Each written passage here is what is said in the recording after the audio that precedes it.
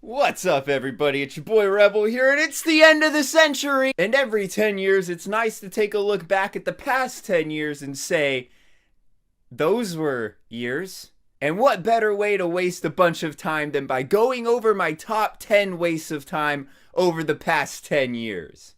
Drank beer, liked beer, still like beer. Yes, video games. Me and countless others, proverbial time pits. A hobby I've loved since before half of you little bottle suckers were even born. It's a hobby that has quite literally become a part of me. Help. So let's take a look at my top 10 favorite games of the past 10 years. But first, some runners-up. Runner-ups. Red Dead Redemption 1, not 2. In fact, it might be relevant to say I haven't actually played Red Dead Redemption 2 yet. I mean, I got 12 hours in, but that doesn't count. Otherwise, this list might be different. But Red Dead Redemption was still an amazing game. Fresh into the new decade in 2010, this game showed that Rockstar could do more than Grand Theft Auto, even if everyone just called it Grand Theft Auto in the Old West. The open worlds Rockstar is able to create really shined with this game, and I know Red Dead Redemption 2 has a lot more you can do in a much more dynamic open world, but for being 8 years more, this game is, to me, slightly more remarkable than its successor, which I haven't played. Sue me. Uncharted 4, the end of Nathan Drake's Saga. Now, the Uncharted series as a whole is a remarkable series. It truly did showcase Naughty Dog's leap as a developer from Crash Bandicoot, and has all but single-handedly altered the course of single-player games for the years to come. Uncharted is always played more like a movie than a typical video game, yet with the standard controls of a video game. Now, these titles are slightly more linear than I prefer, but that never stopped me from enjoying these games, and Uncharted 4 is possibly the best of the bunch.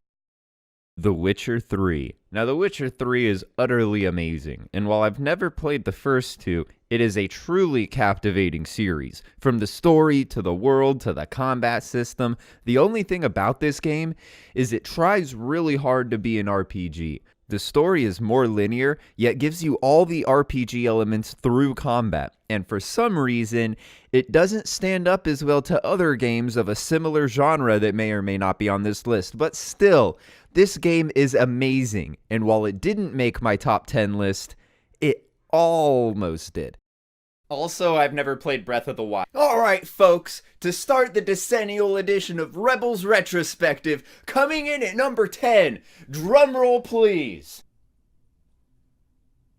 Black Ops 1. Yeah, I know, a Call of Duty YouTuber putting a Call of Duty game on his top 10 list. What a shocker. But hear me out. I barely played multiplayer when this game was out. I mean, I did play it a little and sucked, but it was still fun. However, there was also zombies, a great mode to play with friends, and one of the only games I really thoroughly enjoyed the zombies mode on. And let's not forget Dead Ops Arcade. The top-down zombie mode was just the sweet, sweet icing on the cake, but the bread and butter, the steak and lobster, was the campaign mode. A truly visceral experience that threw you up against the Vietnam War, the Cold War, Fidel Castro, and JFK, thoroughly pushing your brain to the limits of sanity with questions of loyalty, brainwashing, and mind control programming. Yeah, it was a really fun campaign for a Call of Duty, with a bunch of extra modes. And those scenes in Vietnam with the Rolling Stones and Creedence Clearwater in the background are some of the most memorable moments from gaming in the past 10 years. Also, it's the only game on the list I don't own a box for. Assassin's Creed 4, Black Flag. Yeah, let's face it, Assassin's Creed used to be a flagship series, and while I haven't played Odyssey, Assassin's Creed 4 is referred to as the best Assassin's Creed game behind number 2, which came out in 2009, so it's not on the list. Assassin's Creed Black Flag, or the pirate one, truly was one of the best times I've had playing an Ubisoft game. The naval combat, the ship routes for resources, the Caribbean exploration of pirate coves, all with the classic Assassin's Creed combat that actually improved from player feedback from the previous game, which in the current year is actually quite remarkable. All in all, Assassin's Creed 4 is a great game that I often see on my shelf and say, you know, I should replay that one day. But I never do. Horizon Zero Dawn. a PS4 exclusive developed by Guerrilla Games. Now, I haven't really seen Horizon Zero Dawn on many games of the decade list, but this game really did stand out to me. And surprisingly, the open world design and combat system isn't what puts this game on the list. It's the fact that this game was an original IP that showcased what a development studio could accomplish when given creative liberties. And honestly, it's the only original IP on my entire list. The story and setting were original and captivating, the open world was beautiful, and while not massive, had a lot of variety. And the combat, while not groundbreakingly amazing, was interesting and unique and handled quite well. Yeah, I know this is a weird choice, but this is my favorite games and not the best games on an overall consensus. I guess it does come down to originality and the setting and the byproduct of what comes when a production company steps back and lets the developer do what they want to do. And because of that, this game will always hold a special little place in my heart.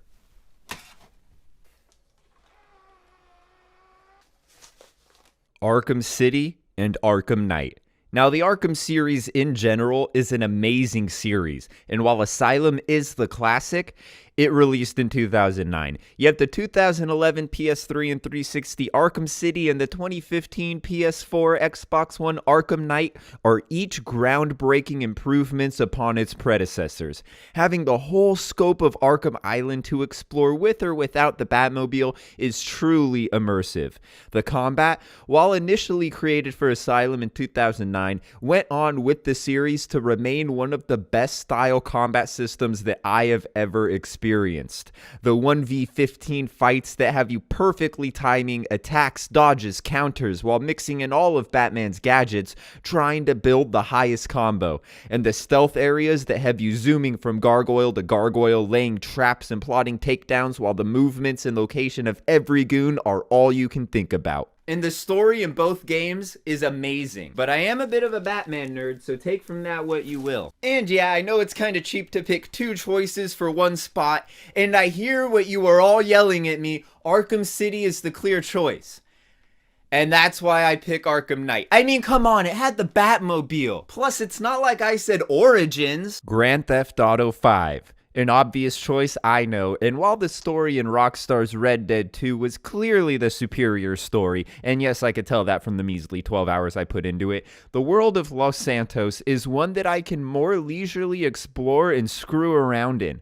A world that I can hop into at any second and not have to mentally prepare myself into a cowboy. Kind of a lame cop-out, I know, but the cars, the weapons, the side stuff, the main story, it all blended together so well.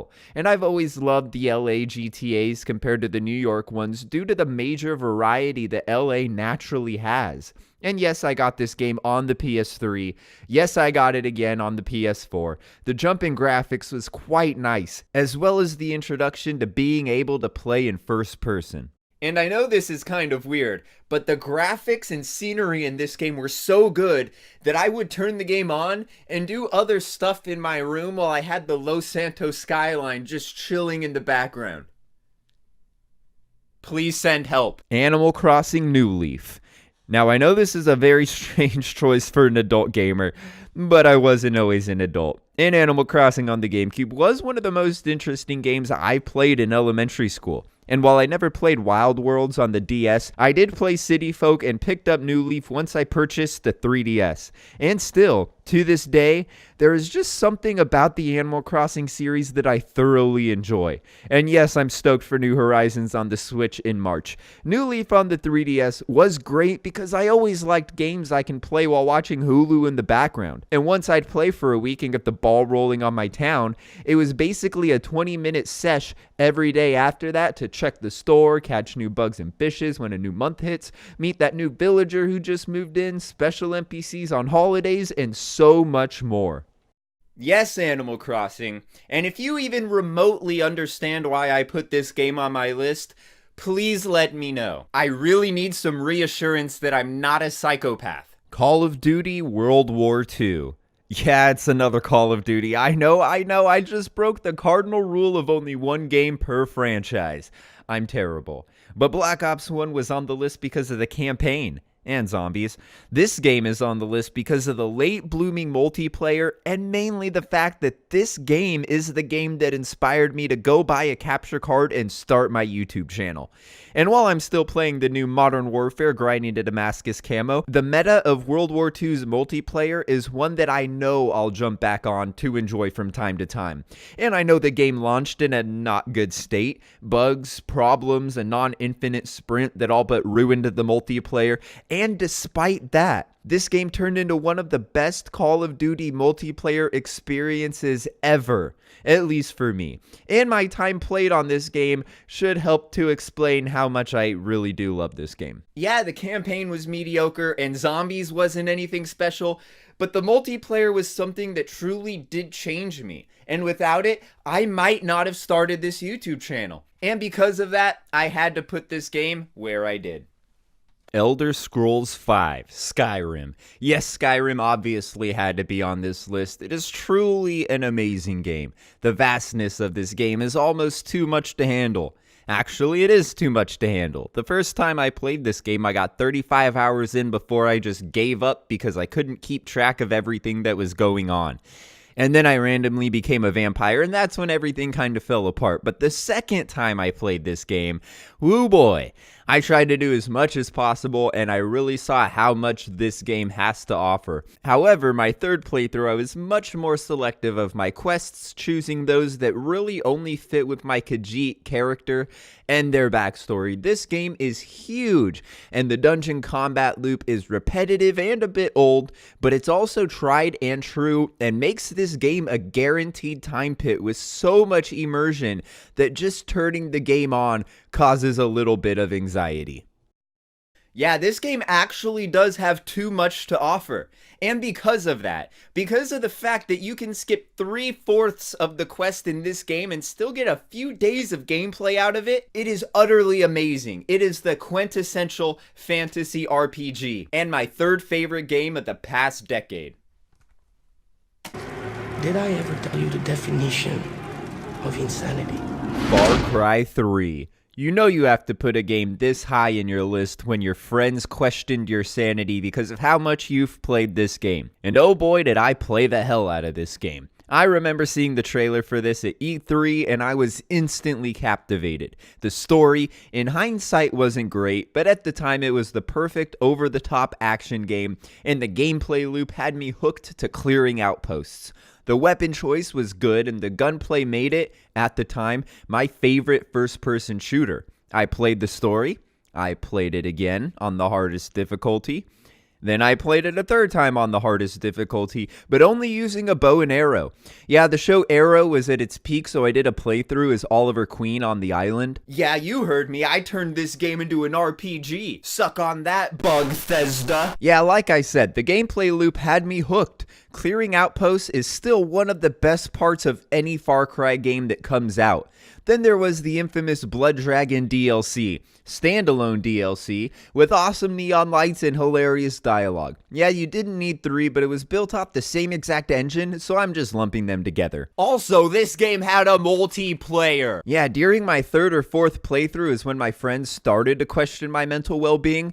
Well, once I discovered that this game's multiplayer was a Call of Duty clone, that is what reaffirmed all my friends' suspicions. It was the standard build your classes, rifle, SMG, LMG, sniper, shotgun choices, leveled weapons for unlocking attachments, multiple game modes to choose from. My only complaint about the multiplayer was that there wasn't the Call of Duty prestiging system. So hitting max rank and max weapon level with all the weapons didn't actually take too much time.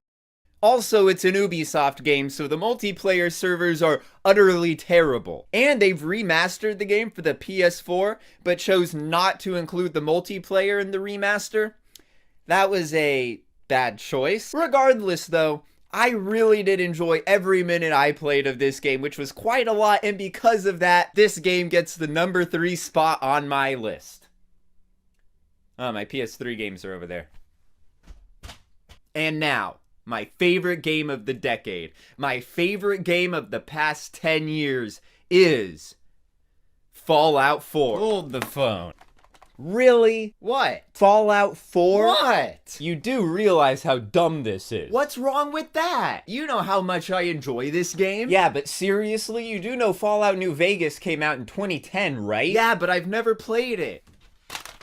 But I don't own an Xbox. It's on the PS Now thing. Yeah, but that's $60 and that's a lot for an old game. Yeah, there's a bunch of games on there. Yeah, but I'm still kind of busy playing Modern Warfare. Dude, you hate that game. But it'll get better. You don't actually believe that. But I make videos about it. Nobody cares. Nobody cares. You know what? Go ahead, do whatever you want to do. Go ahead and put Fallout 4 as your favorite game. See if I care.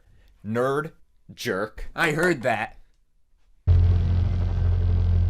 Yes, Fallout 4 is my favorite game of the past 10 years. And as I just stated, I have not played New Vegas, or 3 for that matter, but I do want to. But regardless of that, Fallout 4 was a truly amazing game to me. Yeah, the RPG elements were somewhat weak compared to earlier titles. The choices didn't have as much depth. The voice protagonist took away from how many choices you really have. Yet despite all of that, all the bugs that cause you to restart from an earlier point, NPCs failing to give quests or failing to progress quests, despite all that, the -1 perception bug that even now reading Reddit threads about is seriously stressing me the hell out, despite all of that, this game is so fun to me. The exploration to killing to looting to crafting loop is great. The settlement building was a huge, wonderful waste of time.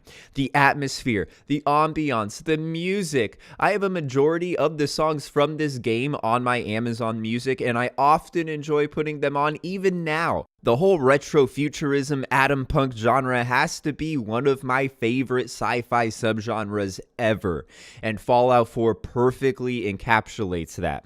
There is so much I love about this game, and after 4 playthroughs, I've discovered something new in the game each time. Even the side quests can be breathtaking. The last voyage of the USS Constitution is still a side quest that will forever be engraved in my memory. Just seeing that giant ship fly off from one building and land on an even larger building was so random, so optional, and from that point on, the USS Constitution is located on the other side of the Charles River, on an even larger building. Then there was the DLC that Fallout 4 had to offer. The whole season pass, when on sale, is a much better deal, but the main DLCs you'd want are Nuka World and Far Harbor, both adding a somewhat large new area. Far Harbor has an amazing story, while Nuka World fed my post-apocalyptic Disneyland fantasies, both adding hours upon hours to the game. There is a big mod scene with the game, but unfortunately I play on PS4 and mods aren't exactly a thing that exists for me and my ilk.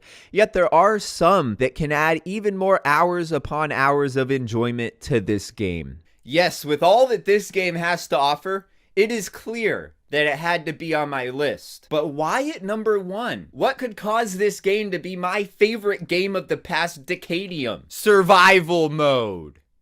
Yes, survival mode. Survival mode! Survival mode! The amazing addition to Fallout 4 that turned it from a mainstream, streamlined video game suitable for mass consumption into a methodical, immersive, niche-marketed survival immersion simulator. Simply put, survival mode is the way Fallout 4 was meant to be enjoyed.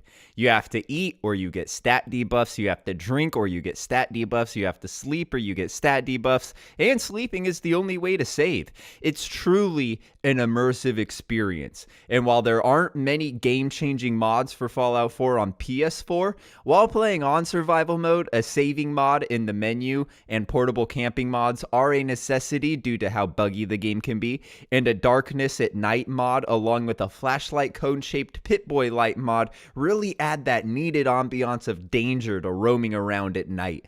The lack of fast traveling makes any playthrough, let alone 100% playthroughs, quite the challenge. Ammo has weight, and you carry less. All your choices have so much more gravity in survival mode, and not the story choices, but every healing, sleeping, even exploration choices could spell utter danger for your sole survivor. It's a mode that almost changes the base meta of the game. And with a base meta that has over 100 of hours of exploration per playthrough, that makes a meta-changing mode that much more significant. Offering that many more hours onto what the game already has to offer is truly amazing. And because of that, because of the sheer amount of hours, scratch that, days upon days of gameplay that I have put into this game, the fact that I'm randomly listening to music from this game every couple of weeks, because every year after getting this game, I have just craved a Fallout 4 playthrough. And because every time I do, I thoroughly enjoy every single minute that I put into this game. Just because of the downright feels that this game gave me. This is my favorite game of the past 10 years. Where does it go? Right there. But as I stated earlier, these are my favorite games, not the best games on a consensus. Because hey, we all have different favorite games. And I am curious as to what your favorite games of the past 10 years were. So comment down below anything really. Your favorite game, top 10, top 3, any disagreements with my list, any agreements with my list, please let me know. We're all gamers here. All of our opinions are incredibly valid, so please let me know, because I want to know how the community feels about the games over the past 10 years. And while you're down there, smash that like button, gently click the sub button, do whatever you want with the notification bell. And do you know what? I'm feeling crazy, so I'm thinking I'm gonna give the 110% effort, fully in-depth Rebels retrospective treatment to all of the games on my list. Except Skyrim, I don't have that much time. But Fallout 4, I'm thinking you're getting the survival mode let's play treatment. Dude, no one's gonna watch that shit. Dude, just leave me alone.